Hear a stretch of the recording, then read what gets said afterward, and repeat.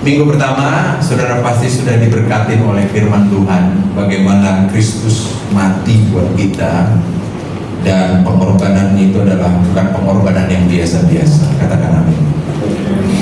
Hari Minggunya, hari Jumat kita mengalami itu, hari Minggunya kita pasti mengalami kemerdekaan, bahwa Allah sudah membebaskan kita, sehingga kita tidak lagi ditawan, sehingga kita bisa mengekspresikan kasih kita bisa mengekspresikan semua kehidupan kita, tidak ada dalam tawanan tapi ada dalam kemerdekaan. Dan minggu lalu saudara belajar tentang bagaimana mengenal kasih Bapa. Amin. Ya saudara, saya mengikuti khotbah saudara, walaupun saya tidak berada bersama-sama saudara. Dan semua gambaran itu bertujuan supaya apa saudara? Supaya kita bisa mengenal kasih, supaya kita bukan cuma mengenal atau sekedar cuma tahu tentang kasih Tuhan, tapi kita mengalami kasih itu dalam kehidupan kita. Kenapa penting kasih itu, saudara dikasih Tuhan? Kenapa kita perlu mengenal dan mengalaminya? Ada banyak orang mengenal Tuhan tapi tidak mengalami Tuhan, benar nggak saudara? Orang tahu bahwa Tuhan itu penuh kasih, tapi dalam kehidupan sehari-hari, dalam kehidupannya dari waktu ke waktu, mereka nggak merasakan bahwa mereka dikasihi oleh Tuhan. Sebab itu banyak orang yang mencoba mencari kasih dari tempat yang lain, dari manusia, dari siapa-siapa. Itu kenapa saudara? Karena orang tidak mengalami kasih itu. Dia tahu Allah mengasihi, tetapi dia tidak mengalami kasih. Akibatnya saudara dikasih Tuhan, kita menjadi orang yang cuma tahu bagaimana itu kasih. Dan oleh karena kita tidak mengalami kasih itu dalam kehidupan kita, kita menuntut orang lain untuk melakukannya dalam kehidupan kita. Saudara, apa yang saya maksudkan? Betapa berbahayanya kita kalau kita tumbuh jadi orang Kristen yang cuma tahu tentang Tuhan tapi tidak mengalami Tuhan dalam kehidupan kita. Karena pada akhirnya kita akan jadi orang yang menuntut orang lain melakukan seperti apa yang kita kenal tentang Tuhan kita. Jadi waktu kita bergereja, beribadah, kita ketemu dengan hamba Tuhan, orang-orang rohani, kita berkata gini, Anda harus melakukan perkara yang ajaib buat saya, karena saya nggak ngalamin itu. Saya tahu bahwa Tuhan adalah Tuhan yang hebat dan ajaib, dan saya tahu kamu adalah orang yang hebat dan harus melakukan itu. Karena untuk itulah kamu ada. Para pendeta-pendeta, pembimbing-pembimbing rohani, orang-orang yang berohani itu dituntut untuk melakukan itu. Dan akhirnya apa yang terjadi saudara dikasih Tuhan, orang akan tumbuh menjadi orang-orang yang tidak puas. Ketika mereka nggak puas dengan hamba Tuhan yang ini, mereka cari hamba Tuhan yang lain yang mereka pikir bisa memenuhi kepuasan batin mereka. Saya bisa nangkap apa yang saya maksudkan? Itu bahayanya kalau kita cuma kenal Tuhan tapi tidak mengalami Tuhan dalam kehidupan kita. Kita tahu Tuhan itu penuh kasih, tapi kita tidak mengalami kasih Tuhan itu dalam kehidupan kita. Kita akan menjadi orang yang tumbuh menjadi, karena orang yang tidak mengalami Tuhan dalam kehidupannya, sementara dia membutuhkan itu dalam kehidupannya, itu akan menjadi orang yang menuntut, mencari, dan pengen menemukan itu dari orang-orang, dari lingkungan-lingkungan, situasi di mana dia bisa mendapatkannya. Itu sebabnya orang bisa pindah gereja, pindah hamba Tuhan, ganti pendeta, saudara dikasih Tuhan. Kenapa? Karena mereka nggak puas. Jadi itu bukan pekerjaan setan, saudara dikasih Tuhan. Jangan nanti saudara pikir tangking roh yang seperti itu. Enggak, itu gambaran daripada orang yang dalam hidupnya itu nggak mengalami Tuhan, tidak mengalami kasih Tuhan, tidak mengalami kebenaran. Dia tahu kebenaran, tapi dia tidak mengalami kebenaran secara pribadi.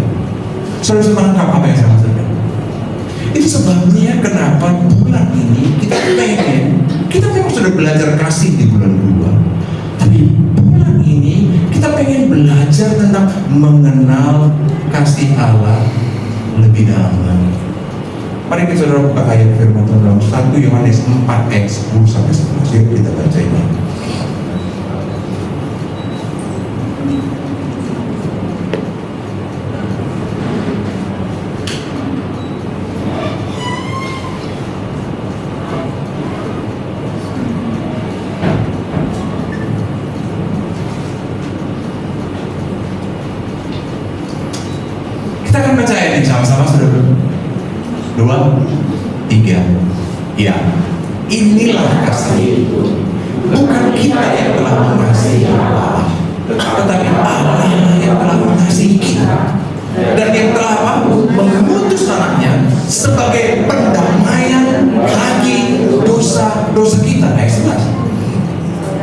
Saudara-saudaraku yang kekasih, jikalau Allah sedemikian mengasihi kita, maka haruslah kita juga saling.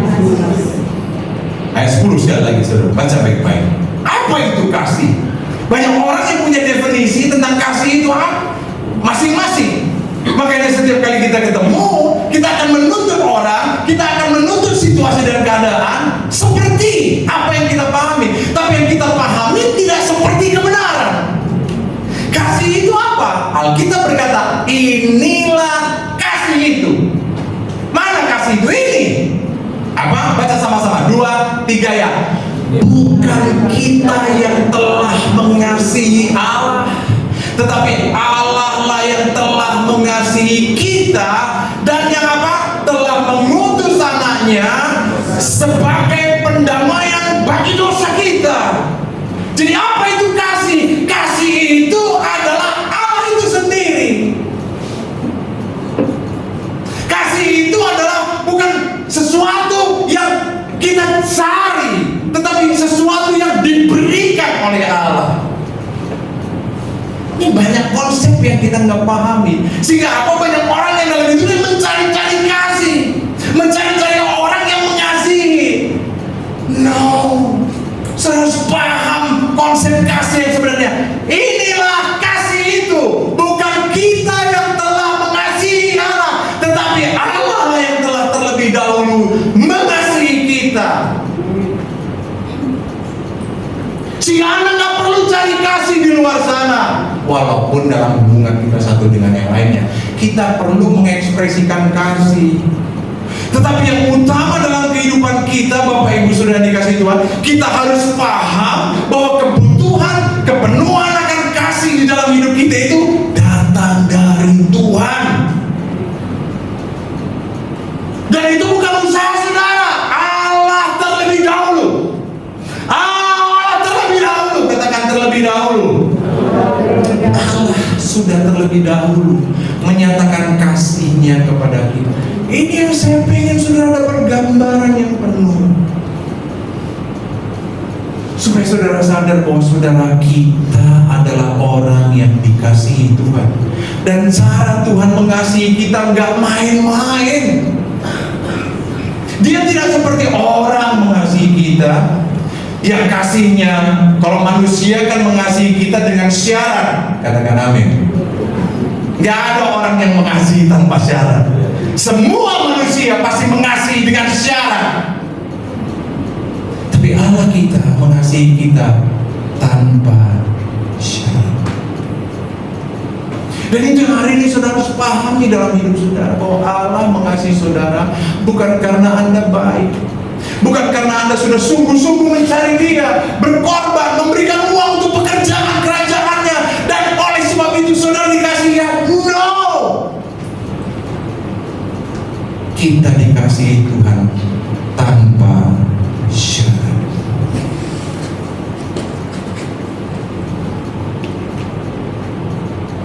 Yang telah mengutus anaknya sebagai pendamaian bagi dosa kita.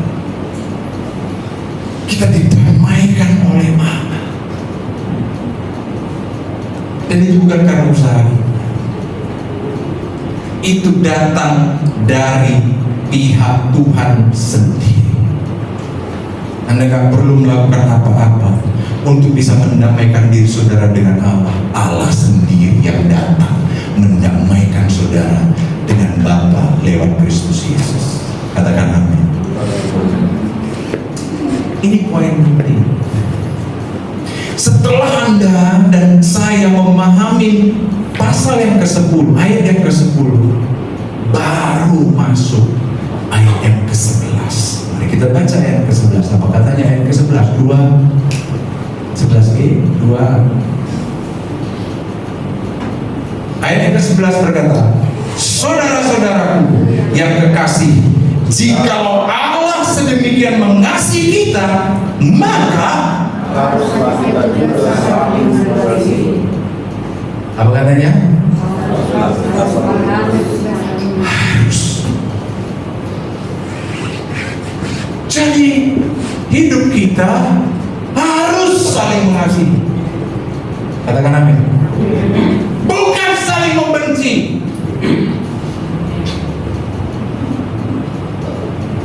Tapi itu susah terjadi. Kenapa?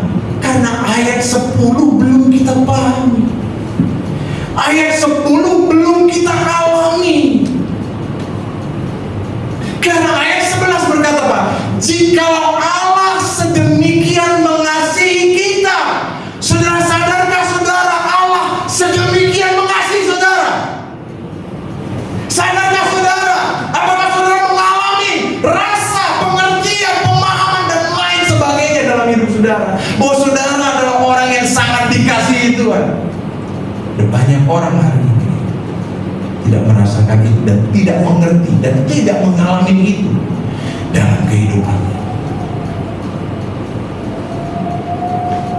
Itu sebabnya kenapa ayat ke-11 ini tidak bisa dilakukan atau menjadi beban dalam kehidupan kita. Berapa banyak di antara saudara hari ini yang beban rasanya mengasihi orang lain?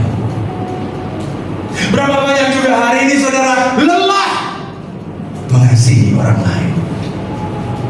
Kalau itu yang terjadi sudah dikasih Tuhan, itu artinya kita mengasihi dengan kekuatan kita sendiri. Allah tidak mau kita mengasihi dengan kekuatan kita sendiri. Allah tidak mau kita hidup satu dengan yang lainnya dalam komunitas ini untuk saling mengasihi, tapi kita mengasihi dengan cara kita sendiri dan kekuatan kita sendiri. Karena Allah tahu kita tidak akan pernah mampu melakukan itu. Katakan tidak akan pernah mampu. Karena kasih kita tidak miliki. Kasih itu ada pada Allah karena Allah itu adalah kasih itu sendiri. Karena itu kalau Dia tidak beri kepada kita, kita tak akan pernah bisa melakukannya kepada orang lain. Kalau hari ini saudara merasa beban, berat dan tidak bisa melakukannya kepada orang lain, itu indikasi bahwa kita tidak mengalami kasih Allah. Kita ngerti, kita tahu, tapi kita tidak mengalami kasih Allah. Karena kasih bukan emosional. Kasih adalah sebuah dorongan yang Allah lakukan lewat hidup kita. Itu sebabnya kenapa orang bisa mengasihi musuhnya. Karena kasih tidak tergantung kepada perasaan. Katakan amin. Itu sebabnya orang bisa mengampuni orang yang berdosa. Karena kasih bukan perasaan. Perasaan saudara bisa nggak enak, tetapi dorongan dari Allah itu membuat saudara tidak bisa tidak melakukannya. Itu makanya penting pengenalan 1 Yohanes 4 ayat 10 kita alami setiap waktu dalam hidup kita. Saya ketemu hari ini banyak orang yang lelah dalam hidupnya. Kenapa? Karena dia mengerjakan semuanya dengan kekuatannya sendiri. Sementara Allah sebenarnya rindu untuk memberikan kekuatan yang daripadanya dialirkan dalam kehidupan kita. Dan lewat kekuatan itu kita bisa mengerjakan seluruh kehidupan kita. Saya sebelum berikan sebuah ilustrasi antara cermin dan cahaya, antara kaca, cermin dan cahaya. Cermin gak akan pernah bisa mengeluarkan cahaya daripadanya, tapi cermin bisa memantulkan cahaya dari dirinya. Kapan dia akan bisa menerangi banyak orang? Ketika cahaya memantul, menghampiri kehidupan cermin itu sendiri. Dan akhirnya apa? Cermin itu akan memantulkan cahaya. Demikian juga kehidupan kita, saudaraku. Kita tidak akan pernah bisa memancarkan kasih Tuhan, kasih kepada banyak orang, kalau kita tidak disinari dengan kasih Allah, kalau kita tidak dijamah dengan kasih Allah, kalau kita tidak disentuh dengan sinar kasih Allah. Sudah masuk tahu apa yang saya maksudkan? Karena Allah tidak menginginkan kehidupan kita mengerjakan apa yang Tuhan mau dengan kekuatan kita sendiri. Saya kasih ilustrasi lagi bagaimana air yang meluap dari sebuah bejana. Bejana yang tidak punya isi air tidak akan pernah bisa mengalirkan apa-apa. Tapi ketika bejana itu itu dipenuhi dengan air, terus dipenuhi dengan air, terus dipenuhi dengan air, terus dipenuhi dengan air, sampai meluap keluar. Saudara tidak akan pernah bisa mengerti kenapa air itu meluap dengan keluar, karena saudara tidak berusaha. Yang melakukan itu adalah Allah sendiri yang terus-menerus memenuhi kita dengan aliran air kasih-Nya. Dan akibatnya kasih itu meluber keluar dari kehidupan kita tanpa harus saudara usahakan. Dia meluber keluar. Itulah kehidupan kekristenan. Kehidupan kekristenan itu berbicara tentang kasih. Orang Kristen kalau dia tidak hidup di dalam kasih, maka itu bukan orang Kristen. Kenapa? Karena kita representasinya Kristus. Kristen itu adalah pengikut Kristus. Katakan amin. Dan kita adalah orang yang merepresentasikan Kristus. Jadi kalau kita nggak bisa merepresentasikan Kristus, kita bukan Kristen.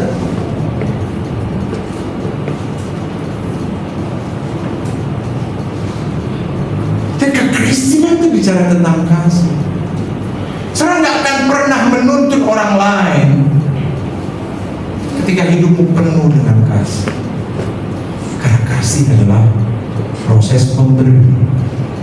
Katakan amin. Dan saudara bisa bayangkan, saudara dikasih Tuhan, kalau setiap pribadi di tempat ini, semua pribadi di tempat ini penuh dengan kasih Tuhan, limpah dengan kasih Tuhan, adakah lagi orang yang menuntut dikasih? Tidak. Karena semua orang mengalirkan kasih satu dengan yang lainnya tanpa dituntut.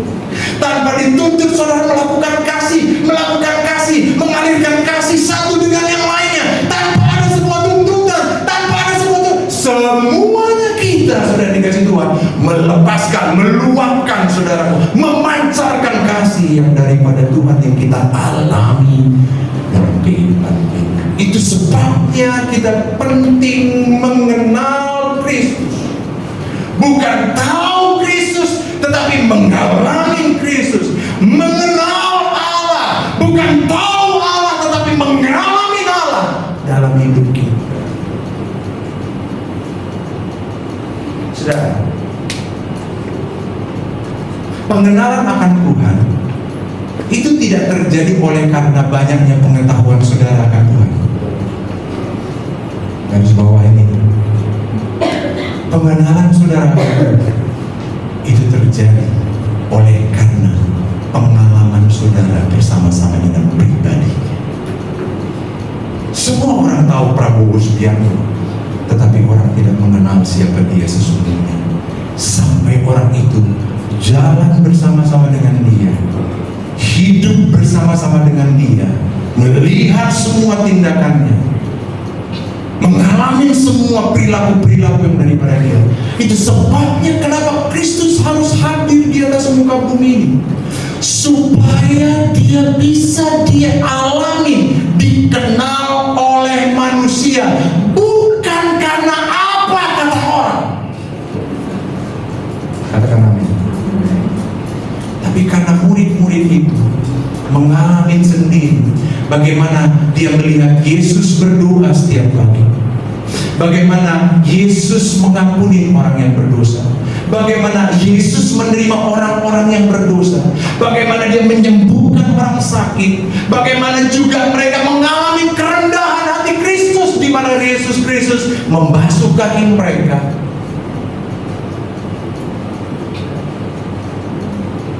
Karena pengenalan kita akan Tuhan tidak terjadi oleh karena banyaknya pengetahuan saudara tentang Dia saja. Maksud saya, kita perlu mengetahui Dia, tetapi kita perlu mengalami Dia, supaya pengenalan kita akan Tuhan jadi sempurna. Katakan amin. Saudara mengenal kuasanya lewat firman, tapi saudara mengalami kuasanya lewat persoalan-persoalan yang saudara hadapi dalam hidup saudara, dan saudara ditolong oleh Dia. saudara mengenal Yesus adalah Allah adalah Jehovah Rafa yang menyembuhkan. Saudara tahu itu, saudara lihat itu terjadi bagi banyak orang. Tapi saudara akan mengenal dia sampai saudara mengalami dia secara pribadi dalam hidup saudara. Saudara disembuhkan dari luka-luka hati saudara, dari luka-luka hidup saudara, dari sakit penyakit saudara. Jadi pengenalan akan Tuhan tidak hanya ditentukan oleh seberapa banyak pengetahuan saudara tentang Allah. Karena sekali lagi seperti saya sampaikan tadi, pengetahuan kita tentang Allah itu akan menjadikan kita menjadi orang yang akan menuntut dalam kehidupan kita. Untuk orang lain, orang-orang berrohani, atau orang-orang yang kita anggap lebih hebat dari kita, melakukan seperti kebenaran untuk kehidupan. Dan itu sebabnya kenapa di gereja terjadi berbagai kekacauan, karena semua orang belum bertumbuh menjadi orang yang mengalami kasih Allah, mengenal Allah dalam kehidupan. Jadi kalau hari ini kita masih tergesek satu dengan yang lainnya, jangan kemana-mana, tetap di situ. Jangan kemana-mana, tetap di situ, karena itu adalah proses Tuhan untuk kamu. Itu proses Tuhan untuk kamu, supaya kamu tahu bahwa kamu belum mengalami kasih yang sesungguhnya dari Allah. Dan itu juga proses untuk kamu, bahwa kamu juga belum mengalami kasih Allah yang sempurna dari Tuhan, sehingga kamu tidak bisa mengalirkan itu bagi banyak orang. Amin. Di mana saja saudara berada, kalau ini tidak selesai, maka keadaan akan tetap sama. Orang akan terus menuntut dan mencari yang lebih baik. Saya mau kasih tahu, sampai hari ini saya belum ketemu gereja yang lebih baik dan paling baik di dunia ini. Kenapa? Karena beberapa waktu yang lalu saya ketemu lagi sebuah kasus, ada gereja yang menurut orang terbaik di Indonesia ini mengalami kasus juga, saudara. Saya bilang ini, apa Tuhan sebenarnya yang Tuhan mau tunjukkan dari semua ini? Tuhan kasih 1 Yohanes 4 ayat 10 sampai 11, sampai orang mengalami pengenalan akan Tuhan. Dan hari ini saya ngajarin HOG supaya kita mengalami pengenalan akan Tuhan. Karena ini adalah proses pribadi. Ini tidak bisa ditolong oleh orang lain. Saya sebagai gembala hanya bisa menuntun saudara untuk saudara bisa mengalami Tuhan. Karena kalau saya yang menjadi pusatnya, saudara akan mendewakan saya, dan saudara akan mencari-cari saya untuk seluruh persoalan kehidupan saudara. Dan bukan itu yang menjadi konsep HOG. HOG mendidik orang, mengajar orang untuk tumbuh dalam pengenalan akan Tuhan. Sehingga apa? Sehingga setiap kita dipakai oleh Tuhan untuk mengalirkan apa yang Tuhan inginkan.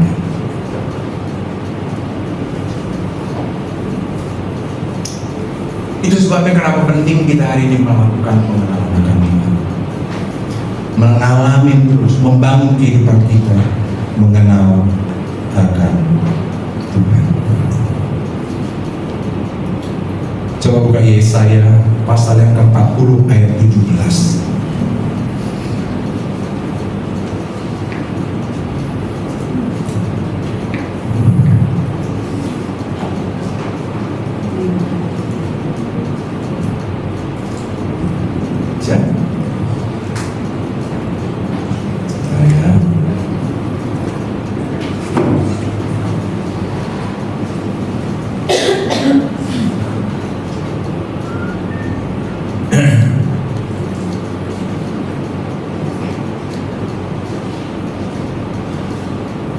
Sorry, 31. Ayat yang ke-31, mari kita baca sama-sama ya. 2, ya, sabar. 2, 3, ya. Tetapi orang-orang yang menanti-nantikan Tuhan mendapatkan kekuatan baru. Mereka seumpama raja wali yang naik terbang dengan kekuatan sehat. Mereka berlari dan tidak menjadi lesu. Mereka berjalan dan tidak menjadi lelah. Ayat yang ke-30 berkata, orang-orang muda, ayat 29, dia memberikan kekuatan kepada yang lelah dan menambah semangat kepada orang yang tiada berdaya. Orang-orang muda menjadi lelah dan lesu dan teruna-teruna jatuh tersandung.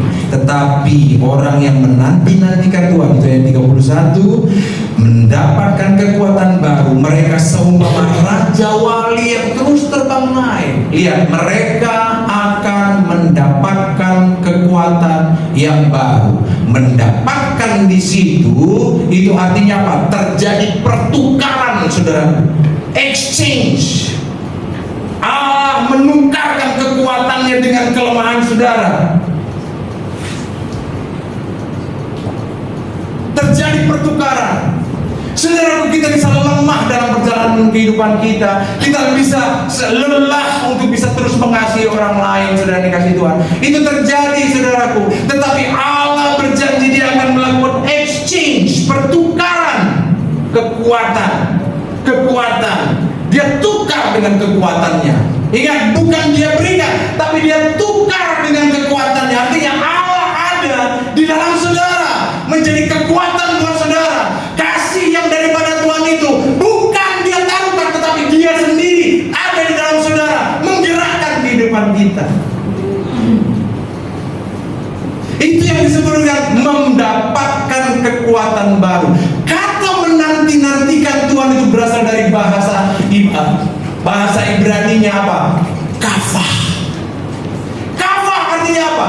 Terus mengikatkan, melilitkan diri dengan Tuhan. Terus. Jadi, sudah dikasih Tuhan, kekuatan yang baru tidak hanya datang dari motivasi. Jika saudara mendengarkan motivasi, saudara mengalami pengertian dan semangat yang baru. Tapi kalau saudara pengen terus terjadi dalam hidup saudara, saudara harus mendapatkannya dari Tuhan. Kita bisa dimotivasi, dibikin terharu lewat khotbah dan lain sebagainya, untuk kita bisa mengasihi orang lain. Tapi ketika kita menjalaninya, kita menemukan diri kita, ternyata kita tidak bisa mengasihi seperti apa yang disampaikan oleh para pengkhotbah yang luar biasa itu. Kenapa? Karena Allah pengen pengkhotbah memberikan tuntunan buat saudara, tapi kemudian saudara yang melanjutkannya dalam kehidupan saudara. Itu sebabnya Yesaya 40 ayat 31 memberikan sebuah kunci bagaimana kita bisa mengalami Tuhan. Caranya apa?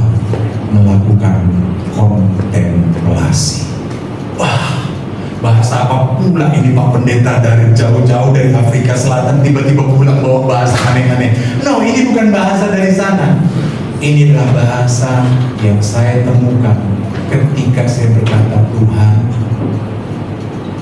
Kau mau apa untuk jemaat?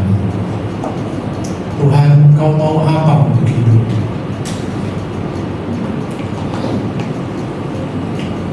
Karena saya melihat banyak orang yang lelah dalam hidupnya, tapi mereka nggak menemukan kekuatan yang kekal. Mereka cuma mendapatkan kekuatan yang sementara, yang ketika itu habis juga kekuatannya. Mereka nggak dapatkan yang kekal. Mereka nggak tahu mendapatkan yang kekal.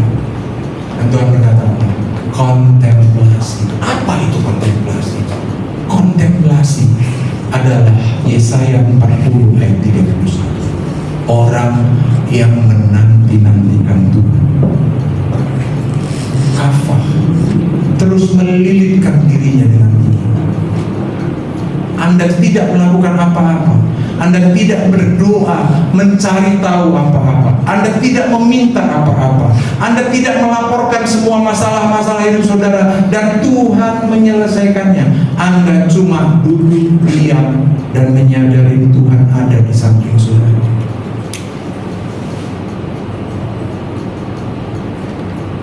Dan saudara mengizinkan Tuhan bicara tanpa saudara berargumentasi apa-apa. Saudara duduk diam. Kadang saudara ingat jemuran, saudara ingat lagi Yesus, Yesus, Yesus, Yesus, Bapa, Roh Kudus. Saudara ingat lagi masalah yang dibuat orang-orang lain sama diri saudara. Saudara ingat Yesus, Yesus. Saudara lihat masalah ekonomi saudara akan jebol-jebol, saudara dompet saudara yang terus jebol. Saudara Yesus, Yesus. Dan saudara ketika saudara terus memanggil namanya, Dia datang dan menjamah hatimu. Dia bilang, aku sangat mengasihi kau, sehingga kau akan perlu mendapatkan pengakuan dari siapapun. I am here. Aku dekat dengan aku. Aku tahu perasaan aku. Yesus. Saudara lakukan apa-apa. Saudara cuma panggil Dia dan izinkan Dia menyembuhkan hatimu, mengubah pikiranmu, meredakan semua kemarahan di dalam jiwa. Karena banyak orang yang tidak bisa mengendalikan itu, dan memang tidak akan pernah bisa selain Tuhan sendiri melakukannya dalam hidup saudara. Itulah menanti-nantikan Tuhan. Itulah yang disebut dengan kontemplasi. Kontemplasi bukan meditasi. Meditasi adalah mengosongkan pikiran, tapi kontemplasi adalah menghadirkan Tuhan dalam diri saudara dan terus menghadirkan Tuhan dan tidak mengizinkan hal yang lain mengganggunya sampai saudara merasakan kehadirannya 100% ada di samping saudara.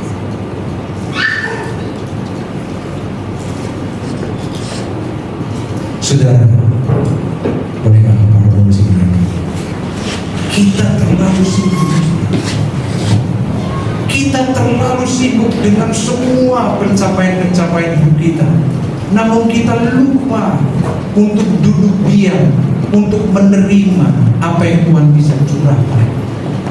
Saya kasih tahu. Kalau kita terus sibuk dalam pikiran kita dan tidak pernah bisa diam di tempat di mana kita harus diam, maka ketika Tuhan mau mencurahkan berkat di tempat itu, saudara, kita tidak akan pernah bisa mendapatkannya karena kita terlalu sibuk kesana kemari. Padahal Tuhan pengen mencurahkan di tempat itu. Itu sebabnya saya mendorong semua kita juga, Tuhan, lakukanlah kontemplasi untuk bisa mengalami dan mengenal Tuhan dalam hidup saudara. Saudara, ayat yang pertama berkata, Allah lah yang mengasihi kita, Allah yang terlebih dahulu, Allah yang mendatangi kita. Kita nggak terlalu hebat untuk bisa mengenal Tuhan tanpa Dia memperkenalkan dirinya.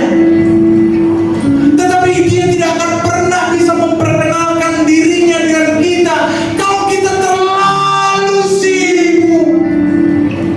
Kita lupa duduk diam di hadapan Tuhan dan berkata, Tuhan, aku pengen mengenal Engkau lebih dalam. Dan kata-kata itu terus kau sampaikan, terus dalam kontemplasimu,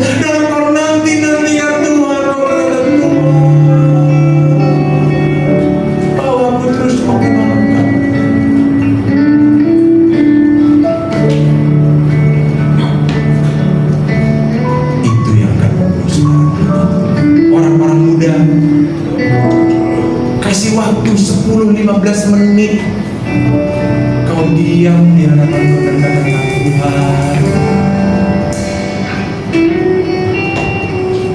jamah segala yang dan izinkan dia mengalir. Dan hari ini saya mau kita melakukan itu. Kita melakukan kontemplasi. Jangan pikirkan bisnismu, jangan pikirkan orang yang berbuat salah sama, jangan pikirkan semua persoalan-persoalan yang sedang terjadi dalam kehidupan keluarga.